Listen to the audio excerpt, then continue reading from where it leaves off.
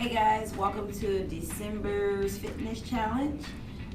This month we're going to be focusing on core stability and core strength. So all of our exercises are going to be for our core. We're going to do the same format as the previous months, which is our 5 exercises, 30 seconds working, 30 seconds resting, making sure we do 3 sets. So today we have 5 core exercises.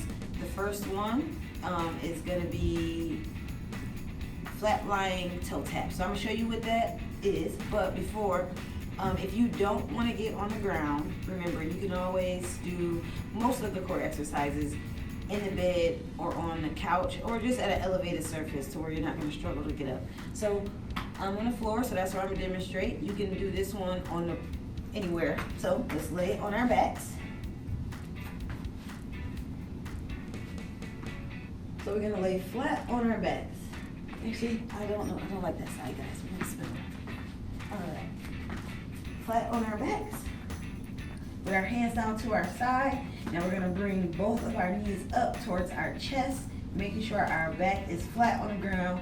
And then for 30 seconds, we're literally going to take our toes, step down, tap, alternating. Nice and controlled, nice and easy. So this is going to be working our lower abdomen. Okay, ready for these 30 seconds. Set, go.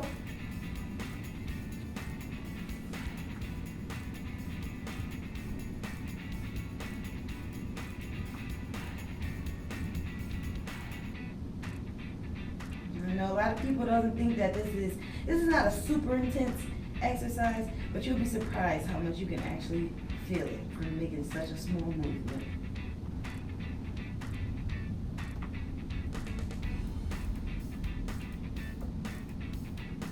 Make sure we're breathing. All right, good job. So now we're gonna rest for 30 seconds. And you can always alter the time on any of these exercises.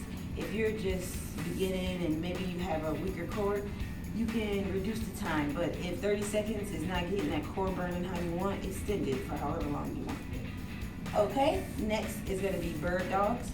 So for bird dogs, we're gonna be on our hands and knees. So, we're gonna get on our hands and knees. Make sure your hands are kind of up under our shoulders. So for a bird dog, we're gonna be taking our opposite hand and our opposite knee, extending out at the same time. And when we come together, you're gonna be going in sort of like a crunch motion, trying to get that elbow to that knee. So I'll demonstrate one time and then we'll get started. So I'm gonna take my opposite hand, opposite knee, extend out, bring it together, crunch. Extend out. So that's what we're gonna be doing. With this exercise, you wanna slow it down a little bit because balance is very important. You wanna make sure that we're working those right muscles and you're actually getting something out of the exercise. All right, ready, set, go. And we're gonna be doing one side at a time with this one. It will be a little bit more difficult to alternate.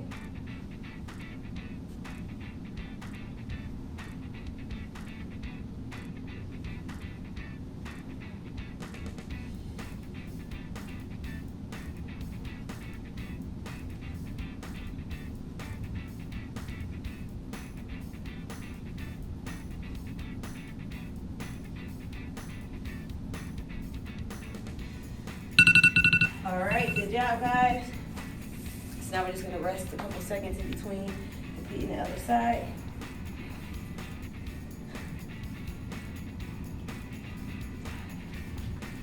All right. Hands on your shoulders. Okay, we just did this side, so now we're gonna do the opposite side. Okay, ready, set, go. We want to try to get that leg out straight and that arm out straight. Look forward.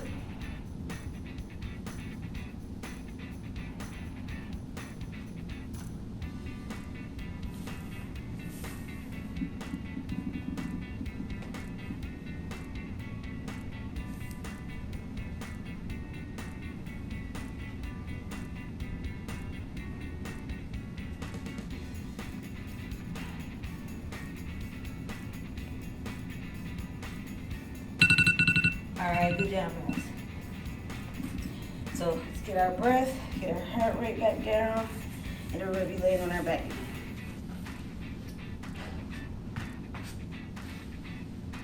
So for this one, it's dead bugs.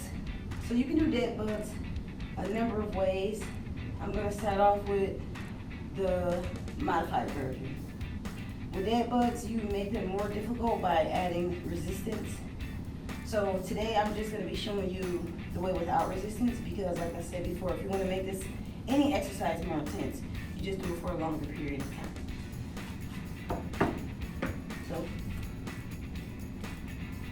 we'll lay back on our backs. Bringing both knees up. I'm going to start by placing our hands on our knees. So like I said, there's a number of ways that you can do the dead bugs. You can do same side, and some people like to do alternating sides. But today we're going to be doing the same side.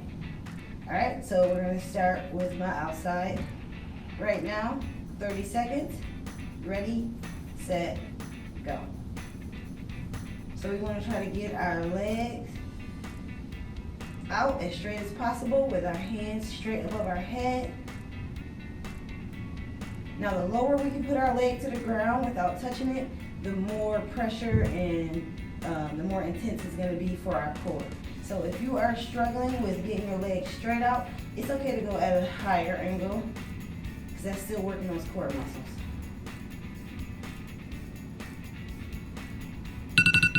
All right, good job.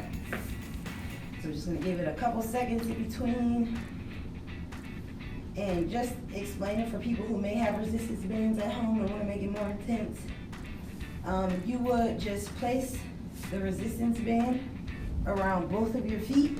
So that way when you're pushing out, you have to stretch that band out. And that's how you would make it a little bit more difficult. All right, so we're doing our other side. 30 seconds, ready, set, go.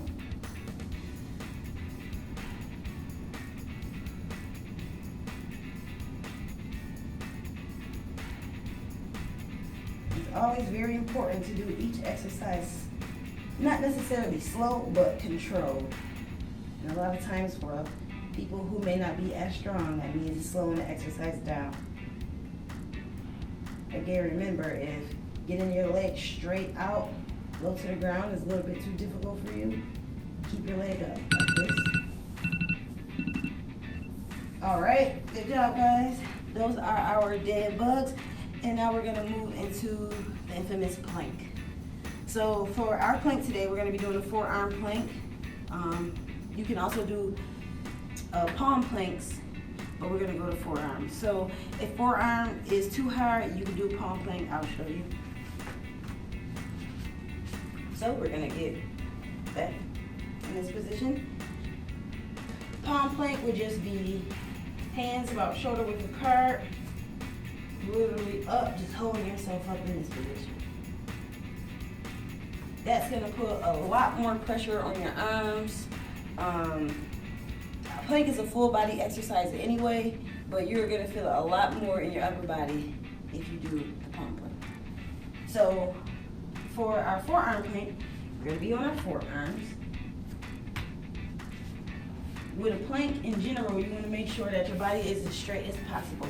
So you kinda wanna keep your stomach tight as if, if somebody was gonna punch you in the stomach and you would harden it up, tense it up. That's kinda like how you wanna have your stomach muscles throughout the plank. Also, you wanna make sure that your butt is not in the air. So for people with weaker cores, you're gonna notice that eventually you're gonna be able to get lower and lower. You may have to start a little high, but you wanna try to get as flat as possible. If holding yourself up in general is too hard, you can start off with kind of like a knee plank, but I want you to get those knees back so that way you can really feel that pressure on your core. Okay, so let's get into this forearm plank. So let's get our arms down, about shoulder width apart. We're gonna get our legs up, feet close together, a little space in between. We're gonna make sure our butts is tucked and our stomach is tight. Ready, set, go.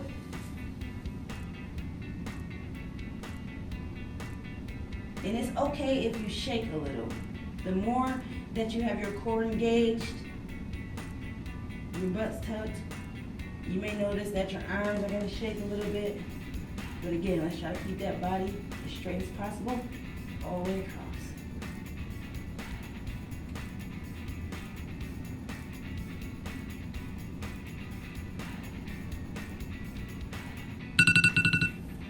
All right, guys, good job. That is our 30-second plank. So again, we're resting 30 seconds. And next we're gonna see leg lifts. So we're gonna be laying on our backs again. Now for leg lifts, we're gonna be doing exactly what it sounds like, lifting our legs. We're gonna be alternating, so one leg at a time. So we're gonna start by laying back. I'm just gonna explain a few things. So let's lay back. Now, you can place your hands to your side. Sometimes it's a little difficult for people to keep their backs flat on the ground. You want to make sure it's like no space in between your back and the floor, because then we know that you're not putting extra pressure on your back that shouldn't be there in the first place. Some people hold on to their mats. Some people like to put their hands just slightly up under their lower back and the top of their butt. However you feel more comfortable, and whatever which way makes you comfortable enough to, you know that, okay, my form is right, my back is on the ground. So you pick what you want to do. We're gonna get those legs straight up in the air. Like I said, we're alternating one at a time. So you don't want to take, if I'm bringing one leg down, we're not bringing the other leg down until our first leg is back up in the starting position. So for this, you also want to get your legs as low as you can, and that is to where you feel comfortable and to where you keep that lower back on the ground. So if you can go this low, great. If not, you can go here. Either way, it's still working the core. So we just want to make sure we're bringing that other foot down after our first foot is back. Okay, ready, set, go.